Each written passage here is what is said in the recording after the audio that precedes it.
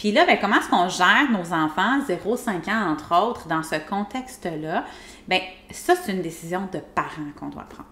Coucou les mômes, j'espère que vous allez bien. J'avais hâte d'arriver à ce moment-ci du Vlogmas parce que j'ai des cadeaux pour vous et mes cadeaux sont bien évidemment des vidéos, mais ils sont faits avec en collaboration avec Bulle et Pirouette. Donc si vous ne connaissez toujours pas Bulle et Pirouette, malgré que je vous en parle depuis des lunes, je vais laisser les infos dans la barre d'infos, mais grosso modo, Bulle et Pirouette, c'est une organisation qui vient supporter les familles québécoises, notamment, ben en fait, toutes les familles qui sont dans la francophonie, donc c'est pas limité au Québec, mais c'est principalement pour les familles québécoises. Puis ça va vraiment couvrir plusieurs volets, mais aujourd'hui, c'était une capsule que j'avais tellement hâte de vous faire, en fait de faire avec Stéphanie pour moi-même Boutier, et puis de monter, puis de faire en fait tout le montage pour pouvoir vous en faire bénéficier à votre tour juste avant le temps des fêtes. Donc savoir où on se situe par rapport à la routine durant le temps des fêtes, parce que j'ai plein d'amis avec qui on se parle entre nous, puis on se dit qu'est-ce que tu fais, toi, pour le temps des fêtes? Puis je leur réponds toutes, attends, j'ai une vidéo qui s'en vient spécifiquement pour ça. Puis je pouvais pas avoir une meilleure personne pour la faire parce que j'ai beau vous parler de mon expérience personnelle, mais non, aujourd'hui, on a vraiment une professionnelle, une intervenante pour nous parler de son expérience, de comment elle accompagne les familles, puis qu'est-ce qu'elle pense, elle, du moment du temps des fêtes. Est-ce que pour nous, les parents, c'est bon d'en profiter? Comment on ajuste notre routine? Pourquoi, à la base, établir des routines? Elle nous donne un paquet de petits trucs, de conseils et son input là-dessus. Donc, qu'est-ce qu'elle en pense, en fait, elle, du temps des fêtes, de comment la routine devrait être pendant le temps des fêtes et comment nous, en tant que parents, dans notre couple, en tant que partenaire, on doit s'épauler et en fait, qui prend la charge de quoi pendant le temps des fêtes pour que tout le monde en bénéficie, tout le monde en profite. Puis, on va se le dire, là, c'est en tout cas, moi, dans ma famille, c'est le premier vrai Noël qu'on va refaire ensemble. Puis là, je sens la magie de Noël. Malgré que là, c'est bizarre un peu cette année, Noël, durant un week-end, mais j'ai tellement hâte au temps des fêtes parce que j'ai l'impression que là, ça va être le premier vrai Noël de Mathéo, puis qu'on va vraiment en profiter. Donc, moi, je vais en profiter, mon conjoint va en profiter, on veut en faire profiter à Mathéo, mais comment qu'on se retrouve là-dedans, puis comment qu'on garde nos bonnes habitudes, c'est ce qu'on va voir ensemble aujourd'hui avec Stéphanie. Elle nous décortique super bien comment elle perçoit ça. Vous allez voir que dans la vidéo, on parle souvent de 3 capsules. On a 3 capsules pour vous, mais je les ai décortiquées en un peu plus que ça parce que je voulais vraiment décortiquer chaque sujet pour vous, pour que ce soit facile aussi à vous retrouver, puis que si vous, c'est le sommeil qui vous intéresse, vous puissiez aller voir la capsule sur le sommeil. Si c'est la bienveillance, vous puissiez y aller. Est-ce que c'est comment gérer l'entourage, en fait, comment gérer la belle famille, comment gérer tout le village qu'il y a autour de nos enfants dans notre parentalité à nous. Bref, on a fait tellement de capsules ensemble, donc je les ai décortiquées pour que vous puissiez vraiment aller vous référer selon le sujet qui vous intéresse. Et je crois, en fait, je suis certaine que celui-ci, c'est de mise, en fait, pour le temps des fêtes. Ça va vous aider à prendre confiance, à savoir comment vous enligner ou mettre vos efforts, comment vous rattraper à prendre le temps des fêtes, comment ajuster votre routine, puis comment vous sentir bien et profiter également de votre temps des fêtes parce que c'est important aussi pour notre santé mentale et pour, en fait, juste le plaisir de retrouver tout le monde qu'on n'a pas nécessairement vu depuis très longtemps. Moi, je sais que dans ma famille, c'est le cas et j'ai tellement hâte de revoir ces personnes-là. Donc, j'en dirai pas plus dans l'introduction. Je vais vous laisser avec mon entretien avec Stéphanie de Bulle et Pirouette et je vous invite encore une fois à aller voir leur site web, les formations qu'elles donnent, tous les outils qu'elles ont pour les parents pour que vous puissiez justement aller chercher du support selon en fait vos besoins dans votre famille. Donc je me tais à ce moment et je vous laisse à la capsule. Bon visionnement! Retrouver la routine avec le temps des fêtes. Ouais. Moi, je sais que ça va être un struggle pour moi, pour ma famille. La famille de Tristan, c'est des fêtards. Sa mère nous couche vraiment souvent parce qu'elle peut veiller jusqu'aux petites heures du matin. Oui. Fait que je sais que ça va être difficile de revenir dans nos routines, peut-être de garder le plus possible ma routine. Comment? Aide-moi. Envoie-moi des pistes. Tu sais, faut comprendre que le contexte du temps des fêtes, c'est un contexte qui, pour les familles qui ont plusieurs parties, puis parce que tu sais, je comprends qu'il y a peut-être des familles qui nous écoutent qui seront pas rejoints par le contenu parce que eux ont 2 parties dans leur temps des fêtes, puis que c'est plus tranquille, puis c'est correct aussi. Mais tu sais, pour ceux qui sont comme toi, qui ont plein de parties, puis qui ont, tu sais, des grosses fêtes, puis il y a des gens qui font beaucoup de routes aussi, qui ont beaucoup de chemins à faire, il y en a qui vont se louer des chalets. Bref, il existe plusieurs contextes, puis il faut savoir que c'est un contexte qui est isolé. On n'est pas comme ça à toutes les semaines de notre vie, puis c'est pas comme ça, tu sais, c'est des vacances. Donc, comment est-ce qu'on reprend la routine après les vacances, puis comment est-ce qu'on gère la routine pendant les vacances? Je pense qu'il faut vraiment se laisser une latitude. Parce que, je vais rebondir sur les autres vidéos, mais c'est vraiment important de toutes les écouter pour comprendre à quoi je fais référence, mais c'est aussi important dans la vie d'être bienveillant envers nos enfants que d'être bienveillant envers nous-mêmes. Puis ces parties-là répondent à nos besoins d'adultes de socialiser, répondent aussi aux besoins de nos enfants de socialiser, répondent aussi aux besoins des grands-parents de voir leurs petits-enfants, puis de, tu sais, tout ça. Ça répond à un besoin de fêter, d'être dans la joie, de voir des gens que ça fait longtemps qu'on n'a pas vu, surtout dans le contexte actuel où est-ce que là, ça va peut-être être la première année depuis 3 ans qu'on a vraiment le droit de fêter, tu sais. Oui, c'est vrai. Fait que là, ça risque d'être... j'avais un party dernièrement de famille, tu sais, puis il y a du monde, ça fait comme vraiment longtemps que j'avais pas vu, puis il y avait j'avais des cousines, j'étais comme... Eh ben, je m'aime pas ça, je la reconnais, tu sais. Fait que, c'est fou. Tellement que ça fait longtemps, puis tu sais, des fois, au-delà de la COVID, qu'on les a pas vus non plus, tu sais. Oui. Donc, ça va être une excellente occasion pour les familles de se réunir, de se rejoindre, de faire des fêtes. Puis là, ben, comment est-ce qu'on gère nos enfants 0-5 ans, entre autres, dans ce contexte-là? Bien, ça, c'est une décision de parents qu'on doit prendre. Puis cette décision de parents-là, elle doit être flexible. Parce que je pense pas que c'est une bonne idée de maintenir la routine coûte que coûte pendant le temps des fêtes. Puis pourquoi, on n'est peut-être pas parti de la base, mais pourquoi la routine pour un enfant, c'est routine? Tu sais, moi, je sais, puis moi, j'y tiens à mes routines, mais peut-être qu'il y a des gens qui n'ont pas de routine. Pourquoi qu'on parle de routine présentement, puis que c'est un struggle, là? Ben, en fait, parce que les routines, c'est sécurisant. Ça permet à l'enfant d'avoir des points de repère. Ça permet de faciliter les moments d'endormissement, de faciliter les moments de transition, de faciliter les moments d'alimentation, les moments qui sont, tu sais, le mouche bébé, là, quand il est introduit dans ta routine, là, ça fait partie de la game, ça fait partie du... Le bébé va être beaucoup plus... va s'attendre, va savoir ce qui s'attend qu'un parent qui fait le mouche bébé de temps en temps, puis qu'il n'y a pas comme de point de repère, en fait, finalement, à travers tout ça. Donc, les routines, souvent, c'est quelque chose que les familles vont camper dans le temps, dans le moment de la journée, puis que ça va vraiment être facilitant pour l'enfant de s'endormir. Et il y a beaucoup d'enfants qui ont de la difficulté à déroger de ces routines-là. Puis souvent, quand notre enfant a de la difficulté à déroger des routines, les parents vont avoir de la difficulté, eux aussi, à déroger de cette routine-là parce qu'ils ne voudront pas vivre avec les conséquences de déroger de la routine. Les conséquences de déroger de la routine, bien, c'est d'avoir un enfant fatigué, un enfant qui est beaucoup plus irritable, un enfant qui a plus de difficultés à s'endormir, un enfant qui est peut-être plus amorphe ou peut-être trop excité. Donc, il y a évidemment des conséquences à ne pas respecter les routines de l'enfant, mais là, le temps des fêtes vient faire en sorte qu'on est un peu obligé de déroger de ces routines-là. Ouais. Parce qu'en fait, quand on ne veut pas déroger de ces routines-là, ben on finit par payer le prix, nous, comme parents. T'sais. C'est un peu plate le 24 décembre à 7 heures de retourner chez toi parce que tu veux absolument que ton enfant se couche et qu'il ne manque pas de la nuit. Tu as raison quand tu dis que c'est toi qui vas payer le prix le lendemain matin. Tu as raison d'être fâché contre grand-maman qui leur lève à minuit pour y souhaiter bonne fête. Tu as raison d'être fâché contre ma tante Ginette qui donne du jello puis du gâteau puis tout le dessert du réveillon. Tu as raison de tout ça. Mais c'est une fois dans ton année, tu sais. Fait que je pense qu'il faut être capable d'être flexible à travers tout ça puis d'avoir des attentes qui sont réalistes. Puis en même temps, ben il y a l'autre penchant, l'autre côté, que quand tu as, mettons, un jeune bébé, ben ton bébé, il ne sait pas que c'est Noël. Ton bébé, il ne sait pas qu'à minuit, il y a le Père Noël qui arrive, puis que là, il y a des cadeaux, puis que là, il y a tout ça, tu sais. Donc, à quel point est-ce que c'est pertinent, ton bébé en bas d'1 an, 18 mois, de le réveiller pour lui souhaiter bonne année ou pour...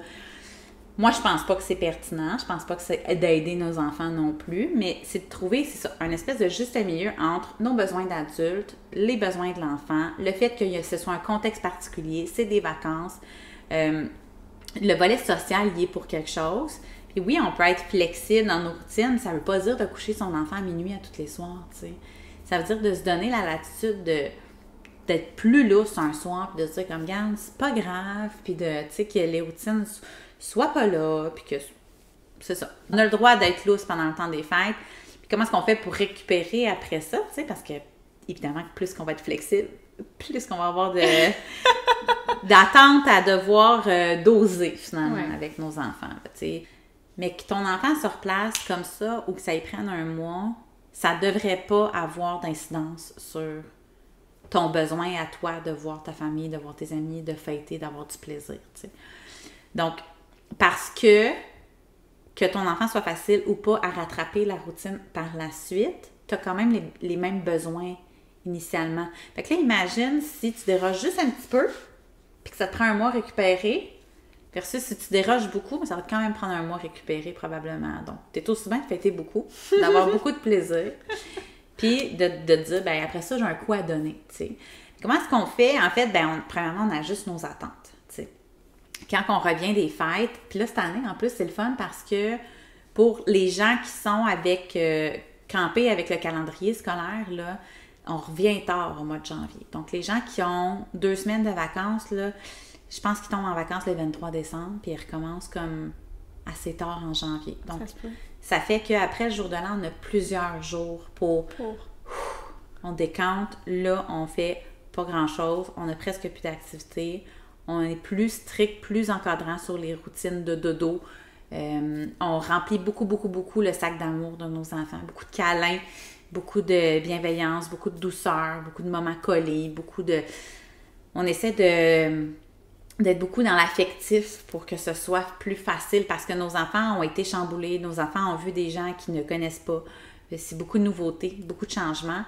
Puis c'est correct parce que de temps en temps, ils ont besoin de s'adapter à ça. T'sais. Fait que je pense qu'il faut trouver notre juste milieu comme parents. Puis moi, je pourrais être beaucoup plus... moi, je suis une fille qui aime ça, les parties. Puis je suis une fille qui aime ça, voir du monde. Puis moi, je suis pas bien toute seule. Mon chum, lui, il rêve de sa prochaine fin de semaine qu'il va passer tout seul à la maison. C'est comme... On n'est pas sur la même longueur d'onde pour ça. Puis nos 2 façons de faire sont bonnes, tu sais. Mais comment est-ce qu'on peut conjuguer tout ça avec nos enfants en tant que famille pour être capable de s'ajuster? T'sais. Fait que c'est aussi de prévoir ce temps-là par la suite, mais il n'y a pas de... Encore une fois, là, comme dans n'importe quoi, il n'y a pas de formule magique qui fonctionne avec tout le monde, sauf de se laisser le temps, puis de s'acclimater avec nos enfants, puis je trouve ça bon. J'absorbe. Genre, je me prépare, là. Je me dis, ah oui, ça c'est bon, ok, je vais faire attention. Tristan, il est plus comme toi, de party, puis il faut que je le tire un petit peu. Ok, là, il est minuit, je suis plus capable, je veux m'en aller. Ouais. J'aime bien prévoir des plans B pour les fêtes, par exemple. Tu sais, comme, mettons, t'es dans un party, puis que toi, t'es comme, hey, je suis tannée, je veux m'en aller. Tu sais, j'aime ça prévoir un plan B, dire comme, y a-t-il une place que je peux aller me coucher à côté de mon bébé parce que je suis plus capable, tu sais? Y a-tu, par exemple, tu sais, on dort-tu pas loin, mettons? Fait que viens me porter puis reviens. Ça m'est déjà arrivé, ça, de dire à mon chum, viens me porter puis reviens.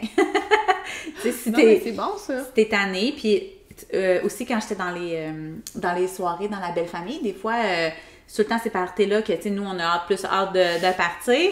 Puis l'inverse est aussi vrai, là, dans nos parties de famille, c'est souvent notre partenaire qui a hâte de partir. Donc, on s'était créé comme une espèce de code, là, si on veut, là, tu sais, là, je vais dire n'importe quel mot, là, mais mettons, quand je disais à mon chum que j'avais hâte de manger des ananas, ben là, ça voulait dire, je n'ai plein mon casse, on s'en va, tu sais. Ouais.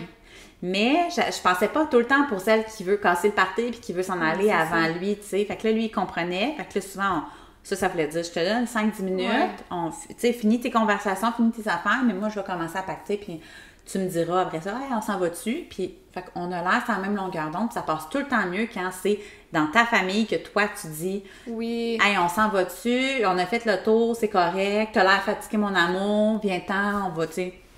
C'était plus facile comme ça. Puis, tu sais, évidemment, avant de partir pour le party, ben quand on est capable dans l'auto de se dire, y en a-tu un des deux qui est responsable de conduire pour revenir? Qui est responsable de l'enfant ou des enfants? Parce que, tu sais, les deux, ça se peut qu'on ne puisse pas faire le party au même niveau. C'est ça. Donc, de le prévoir d'emblée, là, tu sais, souvent, Moi, quand j'allais dans la famille de mon chum, c'était moi qui s'occupais plus des enfants. Puis c'était l'inverse quand on était dans ma famille. Là, c'était plus lui qui s'occupait des enfants. Qui fait la routine de dodo? Parce que ton enfant, tu vas finir par le coucher là, pendant que tu es dans ton party. Fait que, qui va la faire, cette routine-là? Parce que c'est pas toujours à la même personne de faire la routine de dodo. Puis ça, peu importe le contexte, là, qu'on soit dans un party, pas dans un party, c'est pas toujours à la même personne de faire ça. Ou minimalement, d'aller installer le parc, de changer le bébé, d'y donner un bain s'il y a lieu, d'y donner à boire si on est au biberon. Donc, tu sais, qui va faire tout ça? Là? Puis au pire, ça sera le parent qui aura à l'endormir si c'est plus facile pour un des deux parents. Mais la responsabilité d'endormir l'enfant appartient à qui? Puis comment est-ce qu'on le décline, tout ça? Moi, c'est des sujets que j'abordais toujours avant de me rendre au party, puis que ça me permettait vraiment plus facilement d'apprécier le moment. D'essayer d'arriver plus tôt aussi pour que l'enfant puisse s'acclimater à l'environnement de sommeil. Oui, avant de... Ouais. On arrive à 6, mais là, à 7, il faut déjà que tu dormes dans la chambre de l'inconnu. C'est ça. Ouais. Puis, tu sais, on arrive à 6, puis tout le monde est arrivé entre 5 et 6. On arrive, puis il y a déjà 30 personnes dans la maison. Ça se peut que j'aie de la misère à m'acclimater, puis que je sois dans les bobettes à ma mère, puis que là, tout le monde me dise que je suis sauvage. Et qui n'est pas sociable, cet enfant-là. Et tu sais, moi aussi, là, quand j'arrive dans une pièce qui a 30 personnes que je connais pas, je suis un peu gênée. Oui. Là. Pourtant... Puis ils ont toutes l'air de me connaître, mais moi, j'ai aucune idée c'est qui. Pourtant, je suis pas sauvage. C'est ça.